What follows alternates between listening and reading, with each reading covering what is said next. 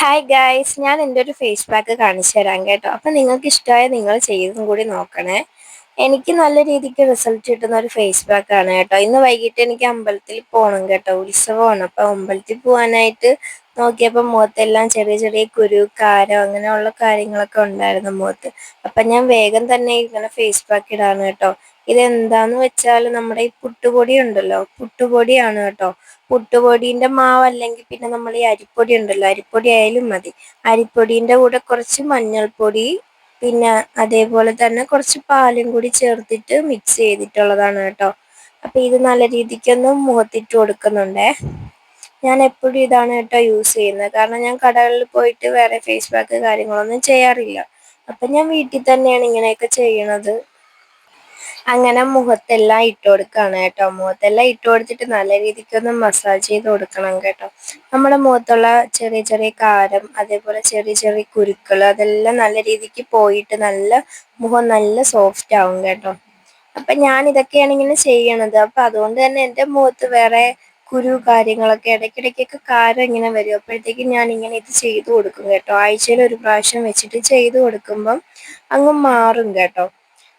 എപ്പോഴും ഞാൻ എൻ്റെ വീട്ടിലുള്ള കാര്യങ്ങൾ വെച്ചിട്ടാണ് ഫേസ് പാക്ക് കാര്യങ്ങൾ ചെയ്യുന്നത്, അല്ലാതെ ഞാൻ വേറെ കാര്യങ്ങളൊന്നും ചെയ്യാറില്ല. അപ്പൊ എനിക്കിതൊക്കെ നല്ല റിസൾട്ട് കിട്ടുന്ന ഒരു കാര്യമാണ്. അതുകൊണ്ടാണ് കേട്ടോ നിങ്ങൾക്ക് കൂടി കാട്ടിത്തരുന്നത്. പിന്നീട് മഞ്ഞൾപ്പൊടി എടുക്കുമ്പോൾ നമ്മളെ വീട്ടിൽ തന്നെ ഉള്ള മഞ്ഞൾ അരച്ചെടുക്കുന്നതായിരിക്കും കുറച്ചും കൂടി നല്ലത്. അല്ലെങ്കിൽ നമ്മുടെ വീട്ടിലുള്ള മഞ്ഞളിന്റെ പൊടി ഉണ്ടല്ലോ, അതെടുക്കുന്നതായിരിക്കും കുറച്ചും കൂടി നല്ലത് കേട്ടോ. പിന്നെ മഞ്ഞൾപ്പൊടി ഇട്ടാൽ അലർജി കാര്യങ്ങളൊക്കെ ഉള്ളവർക്കാണെങ്കിൽ മഞ്ഞൾപ്പൊടി ഇട്ടില്ലെങ്കിലും കുഴപ്പമില്ല കേട്ടോ. അരിപ്പൊടീൻ്റെ കൂടെ പാല് ചേർത്തിട്ട് മുഖത്തിട്ട് കൊടുത്താലും മതി കേട്ടോ. അപ്പം ഞാനിപ്പോൾ രണ്ട് മൂന്ന് ആഴ്ചയോളം ആയി കേട്ടോ ഇത് ചെയ്തിട്ട്. ഞാൻ എല്ലാ ആഴ്ചയിലും ചെയ്തുകൊണ്ടിരുന്നായിരുന്നു. പിന്നീട് എനിക്ക് പനിയൊക്കെ വന്ന സമയങ്ങളിൽ ചെയ്യാനായിട്ട് പറ്റിയിരുന്നില്ല. അതുകൊണ്ട് തന്നെ നല്ല കാരം ഉണ്ടായിരുന്നു കേട്ടോ മുഖത്ത്. എനിക്ക് എപ്പോഴും മൂക്കിന്റെ ഭാഗത്തും പിന്നെ നമ്മുടെ ചുണ്ടിന്റെ അടിഭാഗത്തും നല്ല രീതിക്ക് കാരം വരാറുണ്ട് കേട്ടോ. അപ്പൊ ഇതിങ്ങനെ മസാജ് ചെയ്ത് കൊടുക്കുമ്പോൾ സത്യമായിട്ട് പോകും കേട്ടോ. പോയാൽ പിന്നെ കുറേ നാളത്തേക്ക് വരത്തില്ല കേട്ടോ. അപ്പൊ അതിന് വേണ്ടിയിട്ടാണ് ഞാൻ ചെയ്ത് കൊടുക്കുന്നത്. നല്ല രീതിക്ക് മസാജ് ചെയ്ത് കൊടുക്കണം കേട്ടോ ഇതിട്ടാല്. ഒരു 30 മിനിറ്റോളം നല്ല രീതിക്ക് ഒന്ന് മസാജ് ചെയ്ത് കൊടുത്തിട്ട് നല്ല രീതിക്ക് ഉണങ്ങിയതിന് ശേഷം മാത്രം കഴുകി കളയണം കേട്ടോ. അപ്പൊ നല്ലൊരു റിസൾട്ട് കിട്ടും. അപ്പൊ നിങ്ങൾക്കിത് കണ്ടിട്ട് ചെയ്യണം എന്ന് തോന്നുന്നവരൊന്ന് ചെയ്ത് നോക്കാം കേട്ടോ.